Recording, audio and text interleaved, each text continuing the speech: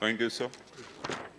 Thank you, sir, for permitting me to mention this matter of urgent public importance, demanding the establishment of All India Institute of Medical Sciences in Sundargarh in Orissa.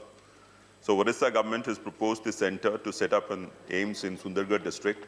Since a second AIIMS has already been established in Bihar and a similar proposal is under consideration in another state, it is proposed that a second AIIMS may be considered at Sundargarh. The second largest district of the state, Sundargarh is a tribal-dominated district with a 50.7% of tribal population, the second highest tribal population district in the state. Scheduled castes also constitute a large proportion of the district population and have reported much incidence of poverty. The majority of farmers are marginal farmers with average operational holding of 0.59 hectares.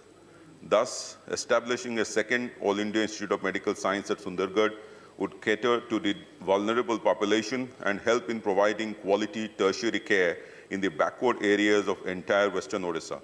The institution of national repute will also promote medical education in the area. Further, the infrastructure available at Sundargarh can be utilized for setting up AIIMS, and the center may not immediately have to invest so much in infrastructure.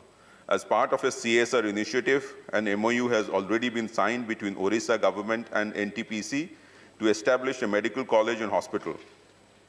The construction of the project has been completed and the equipment procurement process is underway. The hospital is designed for 500 beds and the college will be adequate enough to have 100 MBBS students. Additionally, the location will be suitable for setting up AIIMS as it is easily accessible through road, railway and air.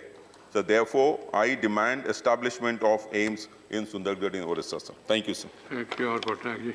Sri K.C. Ramamurthy. Sir, I thank you for permitting my special mention, sir.